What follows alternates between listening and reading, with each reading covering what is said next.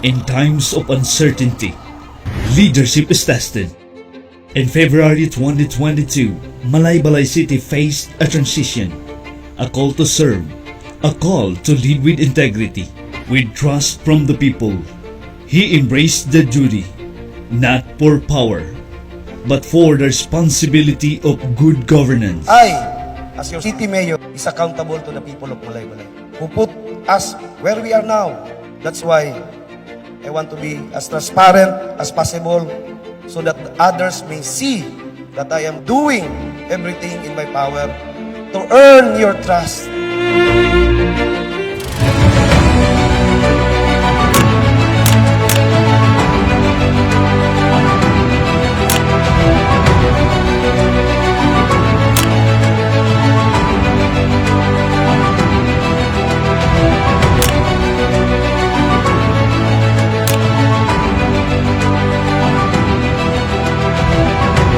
In every decision, every policy, honesty, transparency, and service comes first. Makapasalig kami na kanina amount, mabalik ragid ni sa inyuha.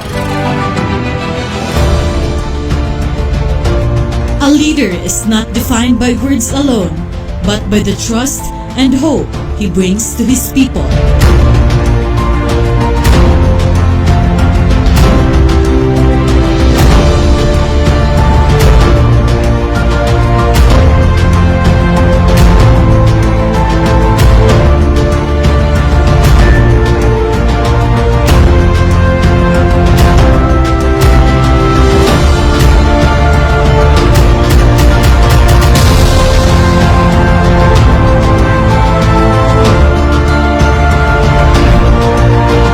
The journey continues. The mission remains. Together, we build a better Malaybalay. Ang otoridad o gahom sa gobyerno nagagikan gayud sa katawhan.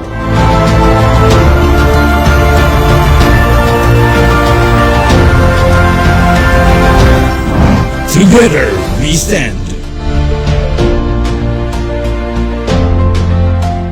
Karong adlaw ika-27 nato na pagselebrar sa atuang sa atong pagka cityhood sa Malaybalay, and it's also time that I have to state unsa ang atong status as a city. So ang gi-prepare nila baga gyud ni siya gyud kani almost pila ni ka page. So mga kaigsuunan, mga halangdong opisyal sa gobyerno ug mga katawhan sa Malaybalay, both present here and sa atuang live nato na audience. Maayong adlaw kanatong tanan. With great pride and deep gratitude, I stand before you today to deliver the State of the City Address, highlighting the milestones we have achieved together and the challenges we continue to overcome as we strive for a more progressive, secure, and sustainable Malaybalay. Ang atong Malaybalay nagpabiling lig-on sa financial na aspeto. Adunay total revenue collection, local revenue collection na 248,600,000 plus. Usa ka maayong indikasyon sa atong malungtarong pag-uswag o epektibong pagpangita og pondo para sa mga programa o serbisyo sa katawhan. Gikan sa atong national tax allocation, almost 2 billion pesos, daghan pang proyekto og infrastruktura ang atong matukod aron mapalambo nato ang atong syudad ug mapaligon ang atong komunidad. Dako usab ang natampo sa real estate sector sa atong ekonomiya. Adunay total value of real property nga miabot og 3.6 billion. Kini nagpakita sa lig-on nga pamuhunan o pagpadayon nga pag-uswag sa syudad. Aron na matabangan ang atong mga taxpayers o pagpaambit ang kahigayunan sa mas masayon nga pagbayad sa ilang obligasyon, atong ipatuman ang Real Property Tax Amnesty Program. Sugod atong Enero 12, 2025, ini nga programa usa ka dakong tabang sa mga tagiya ug yuta ug kabutangan. Samtang makatabang usab kini sa pagpaligon sa atong revenue collection alang sa dugang pang kaayuhan sa Malaybalay. Pinagi sa maayong pagpamalaod ug responsabling pangasiwa sa atong pondo, padayon kitang maghimo og mga lakang aron mas mapaligon ang atong lokal nga pangagamhanan ug mas mapauswag ang kahimtang sa matag taga Malaybalay. So naaman kitay programa since we started as head or local chief executive sa Malaybalay katong SHIELD that we have to ensure our security, public order and safety sa Malaybalay. So taas-taas gini siya mga igsuon. So ang atong pagsalig sa kalinaw ug seguridad padayon nga nagligon sa tabang sa atong Philippine National Police. Thank you, Colonel. Sa atong Bureau of Fire Protection, sa atong Bureau of Jail Management and Penology, ug uban pang security units, especially sa atong kabarangayan, mga BPSO nato. Nagpaliko nato ang kahusay og seguridad sa atong syudad sa Malaybalay. Ang atong CDRRMO, nagpatuman og daghang mga trainings. Thank you sa ato ang CDRRMO. Simulation exercises aron mapaligon ang emergency response. Nakatukod kita og mga solar lights, nagkatad og 1.7 million, early warning signages, mga delikadong lugar nga nagkatidad og 800,000 plus, ug nagpalit nato ang mga heavy equipment, almost 50 million na, para sa atong emergency ug paspas na response. Dayon naapoy bago lang gyud na gatukuro nato na worth 50 million na opisina sa CDR ato lang pagpakan. Kini pagatukuron diha sa atong rehabilitation napad na area, opisina ni sa CDR. Nana ni pundo mga igsuon, gasugod na nanay kontraktor ni ini. Gani idugang anang diha sa rehab sa Aglayan na agyapon extension office. Gawa sa Aglayan dito sa Upper Pulangi, gihimuan gyapon og opisina ng atong CDR together with our PNP. Ato nang pagpakan mga igsuon. Tungod sa atong mga kalampusan sa disaster preparedness, nakatawat kita Gawad Kalasag Award, Beyond Compliant. Congratulations. Sa atong Traffic Management Center, adunay 21 ka road clearing operations, nagpagawas og 11,370 citations tickets. Mga violators aron mapadali og mapaluwas ang dagan sa atong trapiko. Nahimo usab kita og road safety orientation para sa 900 plus ka transport operator drivers diri sa Malaybalay. Ato yung damgon na ang mga katawan mag-follow yun sa traffic rules. Mag-follow yun. Kaya ang traffic rules, para ramaguni sa atong safety. Wala na siya gihimo, wala na gitukod ang opisina sa TMC para madlok ta. Wala po na gihimo diha ang checkpoint sa TMC kay para aya lang din ta mag-follow sa traffic rules kung naa sila. Gani, subo pa malandungon, na naibag-o lang nakalas na kinabuhi, kung nag-follow lang to siya sa traffic rules, nag-helmet, dili unta to ingad to ka-damage. So I hope each and every one of us, we find reason sa balaod na nganong ipa-helmet yung ka. Nya nganog yung naakay-lisensya, kay para at least ang imong pag-drive, safety. Ug dili lang ikaw ang safety. Dili ka makaangin og laing tao. So kung ato lang sundon ang atong mga traffic rules, siguro wala siguro kayo'y problema. So it's high time we as taga Malaybalay, mao na lang ni ato ang tabang sa national government na diri sa Malaybalay, baliw nato ang atong panghuna-una. Kaya nahuna ang buhat mo ang kakaandan mga karon kay it seems na ang traffic rules is bugat para sa atua. Wherein pa kung ato lang i-follow ang traffic rules para ragyapon sa atong kagulingong kaayuhan, para ragyapon sa atuang komunidad. Perminti ko ni ga-istoryas kabarangayan yun. I find it awkward na diri sa atong nasod na ay balaod pero dili nato gasundon. Pero na ay dili balaod pero gasundon nato. Wala may balaod magpatuli pero tanan yun laki magpatuli. Mo ginawon na bantayan. Walay balaod magpatuli pero tanan yun ipatuli yun. Ambot lang ni ang asawa ra ni may kibalo 15 episode. Okay. I find it awkward. We as a community, there's something wrong. Na ibalaod, dili nato kay follow, na dili balaod, pero atong kay comply. So I hope. Let's continue. Ang City Veterinary Office, padayon gyapon sila sa ilahang mga buluhaton. Ang atong City Anti-Drug Abuse Council o ang atong City Peace and Order Council, fully compliant. Every quarter, naagyo'y meeting. Gani, bago lang may nag-meeting last Wednesday. Sa atong health, sanitation and social services. Padayon nga gipalapdan ang atong health services. Pinaagi sa PhilHealth Consulta Package. Pasalamat kita, almost 46,000 ka kliyente ang atong na-enroll. O kana na-enroll nato, dugang pundo kana sa dakbayan sa Malaybalay. Meaning, every time na naay magpakonsulta sa City Health, naay bayad na ihatag gikan sa tuwang PhilHealth na insurance. Nakapalit usab ang atong bag-o na mobile clinic, i-deliver na to. Gawa sa to mobile dental bus, naana pohon ang mobile clinic diin tanan laboratory yun iadto sa inyuhang kabaranggayan. Kay dili man mo makita ang insakto na diagnosis kung wala mo'y laboratory. So I hope na kani siya pag moabot dako na ginig tabang. Dako na ginig tabang sa kabaranggayan. Okay? Para sa mga inahan o mga kabataan, 2,767 kaburos ang nakadawat og check-up, 3,000 plus ka mga bata, 95% sa malnourished nga kabataan na rehabilitate. Ang family planning nato naa, ang atong social welfare services, isa sa pinakabugat na opisina sa city government ang CSWD office, ang atong AX, Assistance to Individual and Family in Crisis Situation. Almost 7,500 ka kliyente ang atong natagaan. Ang Office of the Senior Citizens Affairs, daghan kayo.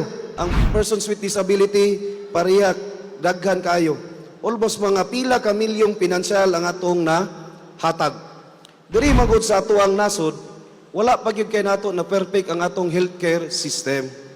Although naatay PhilHealth na program, universal healthcare ang ato ang nasod, pero wala gyud siya na fully covered. Ang kamatuoran kung ma-hospital ka, tungod kay covered ta sa PhilHealth, matagaan ta og assistance. But ang PhilHealth, naragid na sa 20 to 30% ang cover. Kung na kay bill na 100,000, naaragid na sa mga 20 to 30,000 ang mahatag sa imuha. And it is a fact na tanan sakit, gipresyuhan na sa PhilHealth. Kung dili siya mag-covered ang tanan amount, ang una may tabo, mukuot giga sa imong kagulingong bulsa. That is why ang katong galisod gayud, matagaan gyud tabang sa city government of Malaybalay. Almost 100 million plus ang atong nahatag ana tanan. Kay kadiha lang sa opisina, kung kaya gyud na i-full nato ang assistance, ihatag, ato yung ihatag. Kay para ang katawan sa Malaybalay, at least dihang aspeto, dili na gyud siya maglisod. Lisod yung kayo ang isa ka pamilya na magsakit, diha gyud isa sa rason ang poverty nato, dili gyud masulbad. Ngano man, igo-igo ra magyud ang kwarta sa atong kaigsuunan. Ma-hospital gani, mabaligya gyud ang maumaon ninyong mga mananap, maprinda gyud ang inyong maumaong, inyong luna. Ulaw biya kayo mangutang. Lisod biya kayo. Ang pinakalisod pagida kung mangutang ka, kabalo ka na maglisod kag bayad. Labi magutang ka na personal na utang, wala kay collateral. So diri sa City Government of Malaybalay, we are trying our best together with our City Budgets Office, together with the CSWD and our accountant and treasurer, nagapaningkamutan nato diha sa opisina. Diha sa opisina sa ato ang City Hall na kung naay mangayo gyud og assistance, kung mahimo makaber gyud tanan ato yung utungan. Ngano man kita ra mangyapon taga Malaybalay. Maura gyud na ang akuha. Gani diya sa tong opisina, priority gyud na ang medical. Tanan mauna lang gyud na atong gasa na una mahatag sa atuang mga kaigsuonan. So sa atong community extension, diha man na siya na butang services, daghang mga ayuda gyud na nahatag sa kabaranggayan. Ang atong child development centers, naibaw-an naman gyud diri sa Tibok Malaybalay na ang atong mga daycares, gi-priority gyud nato atong mga daycares. Gusto nato na kung mahimo, walay daycare centers na ngit-ngit, walay daycare centers na walay pintal, walay daycare centers na matuluan, walay daycare centers na walay tubig, walay kuryente, walay insakto na blackboard. Kung mahimo, walay daycare center diri sa Malaybalay na ang ato mga maestra dili siya insakto ang pagtulunan. That is why I really push hard to together with city councilors sa health ug sa kabatanunan na mukuan gyud, muhatag gyud og dakong pagtutok. So 118 kabuok ang atong daycares and counting. Pero ato na nang maihap, pila na gyud atong natabangan. Ay mo kabalaka mga barangays sa kabarangayan nato kay atong hinay-hinayan na ang inyong mga daycare centers kung dili manggaling mahimong bag-o, at least ma-repair gyud. So I hope ang ato ang mga daycare centers matagaan natong pagtagat because ang early child care development is really the foundation of our community. Kung dili nato alimahan ang ato ang mga kabatanunan karon, simba ko ang ilang pagdako kung ma-stunted sila, wala na gyud na forgan na gyud ang ilahang forgan na gyud ilang kaugmaon. So diri pa lang sa early child care nato, at least covered na nato. Makonsensya gyud ako na isip mayor karong panahon na 12 years after ang mga batanon ana na naa sa akong care, this time dili nato mainsakto paghatag ang ilang insakto gyud na pagpadako.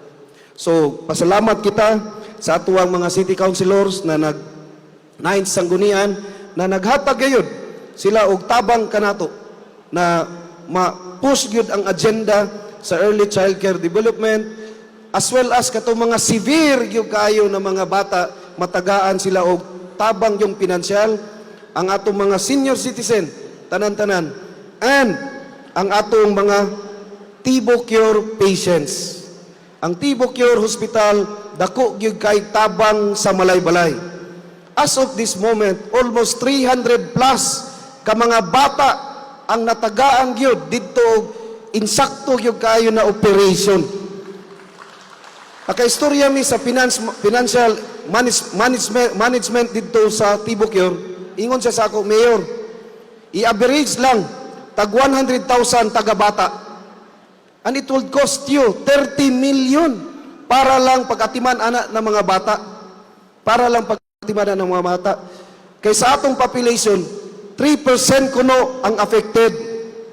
Kung pila ang population sa Malaybalay, mauna ang affected na bata. So para nako as a city mayor, kinahanglan no child should be left behind.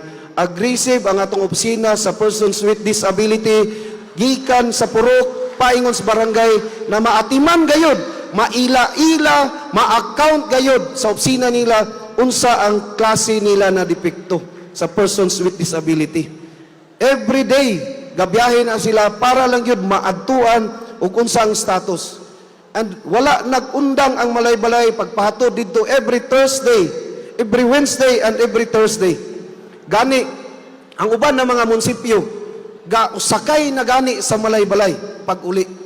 Kay ang consistency ang sikreto gyud.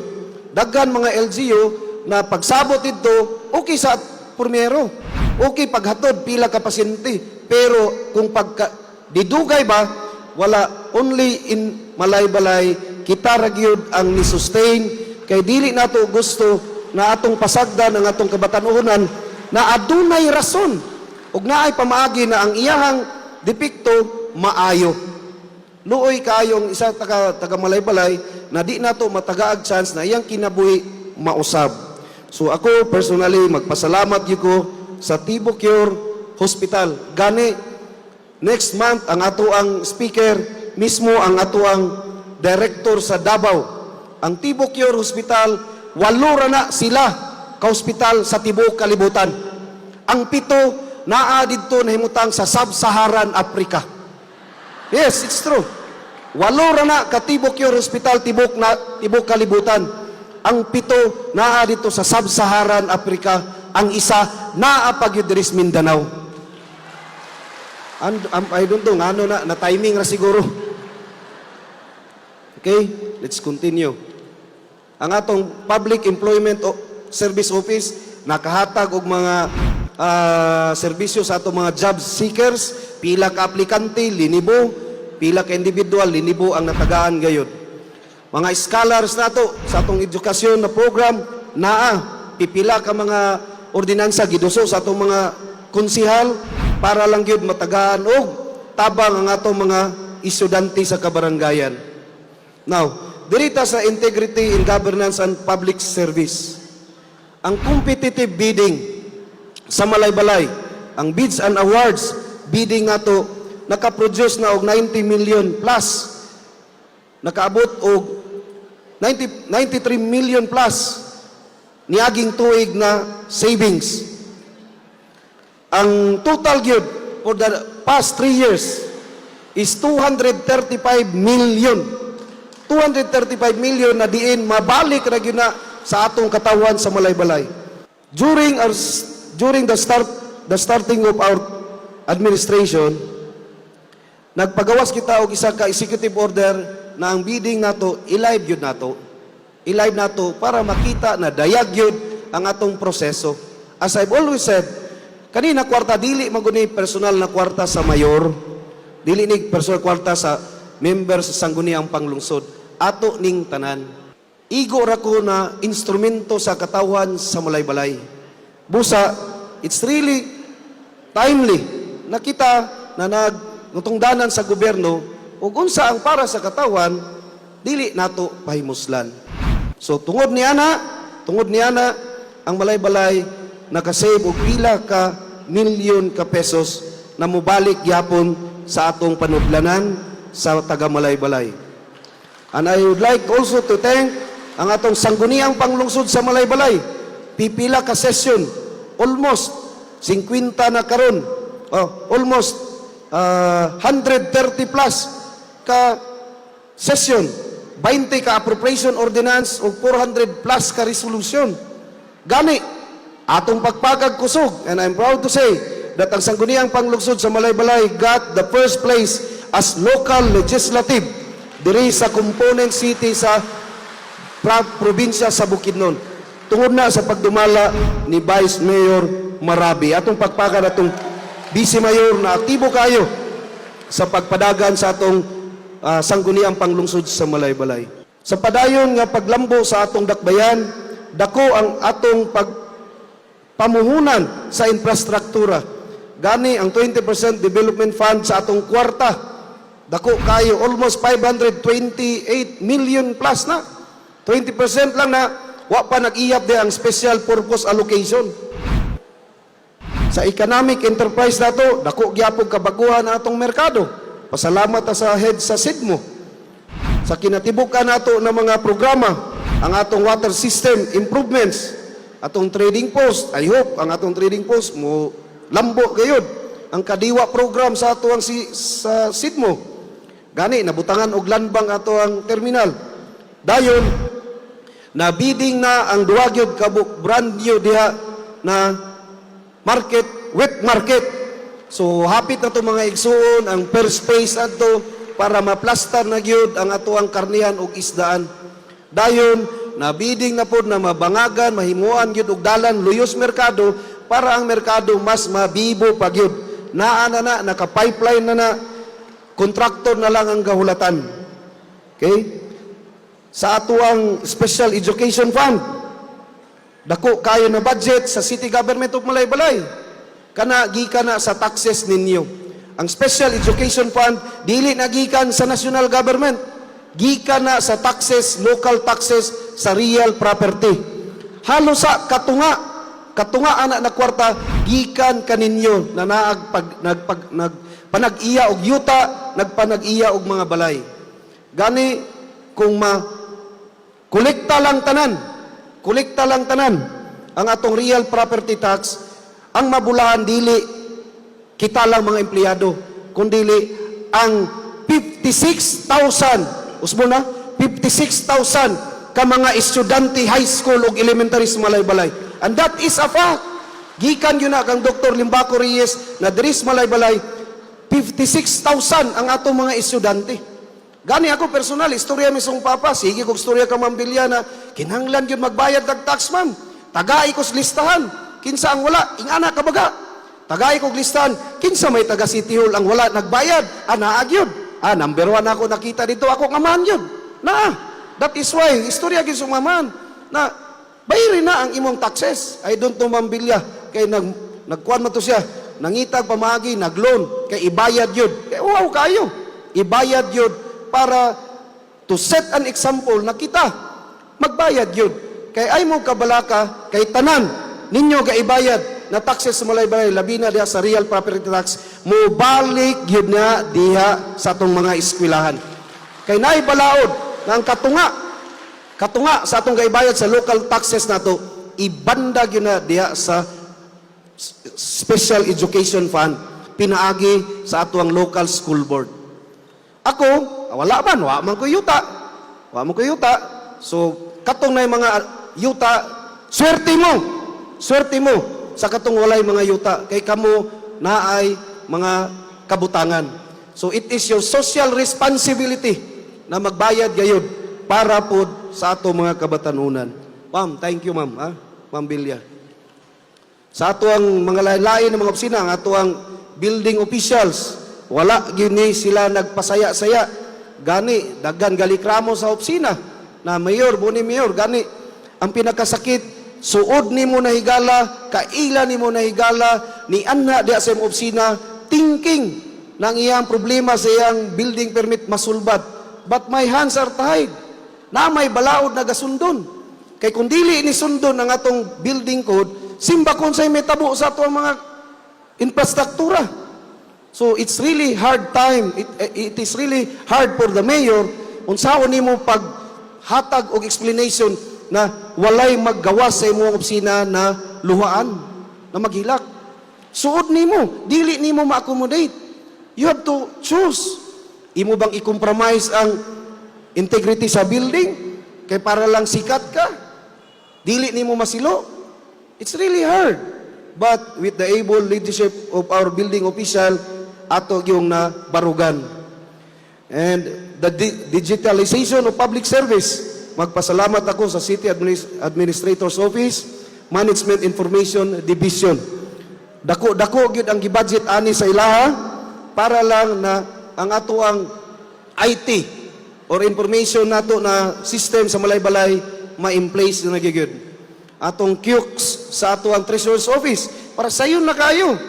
Sa atong civil registrar, sayon na gyapon kayong paghatag og serbisyo. Online payment naa na. Various system implemented bisan asa na division pas na gyud. Ang atong HR, salamat gyud ko ma'am na natabangan ta despite na ay mga glitches, normal man na sa pagpanerbisyo. Nahuman gayud ang almost 244 ka promotions na appointment. So imagine na ni almost 2,500 plus ang aplikante. So sa katong mga na regular, bear in mind that your loyalty is to the principle sa atong gobyerno, dili sa akuha. Swerte lang na kamo ang napili because you deserve the position. Please remain your loyalty to the principle sa atuang city government, not to the person. Atong executive and legislative collaboration, almost 91% sa atuang legislative and executive agenda na approve gayud. 73 out of 80 ka agenda na palusot gyud sa sangguniang panglungsod sa Malaybalay. Daghang salamat. So mga igsoon, atong gipakita nga ang Malaybalay dili lang usa ka syudad nga nag-uswag kundi usa ka panimalay nga atong gitukod uban ang pagsalig, panagiusa ug tinuoray na pag-alagad sa Malaybalay. Together we stand for what is truth. Together we stand for what is right. Together we stand for what is just in our society. Together we stand for what is transparent in our government. Together we stand for the citizens of Malaybalay. The journey continues, the mission remains. Together we will build a better community, thereby ensuring the future generation of Malaybalay. We cannot be a mere bystander, dreaming to have a good government. We must be a participants, proactive, and a co-creator of good government. Ako gyud kamong gihangyo na dili lang ta standby, tan-aw lang ta skilid unsay kay katabo. We must be a participants. Especially dool na ang ting pinilay it is your duty. It is your duty na unsaon ninyo na paggamit sa inyong gahom. Ayaw na ninyo sayang-sayangi. Gamita na ninyo. Ayaw na ninyo i-lightly lang na basta na lang na siya na gahom sa pagpili. Gamita ninyo. Gamita ninyo. We must not be a bystander. Now, kung sa limita mo, bahala na. Good government is one of the most important factor in uplifting ato ipasaka ang kinabuhi, the lives and social well-being of our people. Good government, mao gina ang dalan. Namatag usa ka nato, bisan pag taga-poblasyon ka ug taga-layo ka na barangay, at least mo saka gamay ang imuhang kinabuhi. It gives us equal opportunity. Kung insakto ang panggobyerno, equalis gyud ang tanan.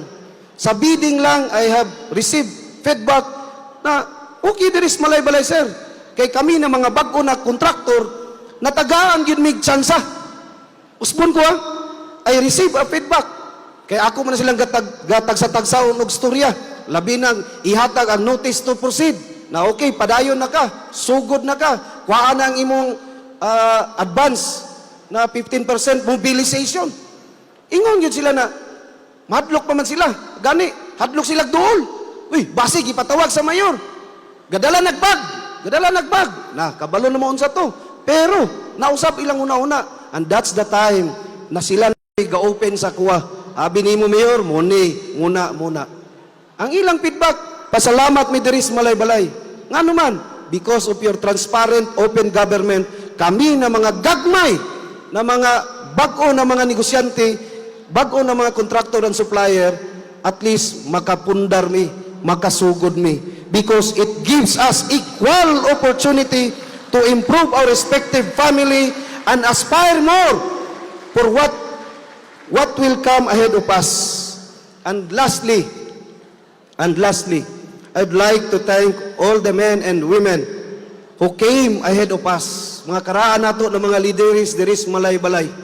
It is really, we are really we're really indebted to them.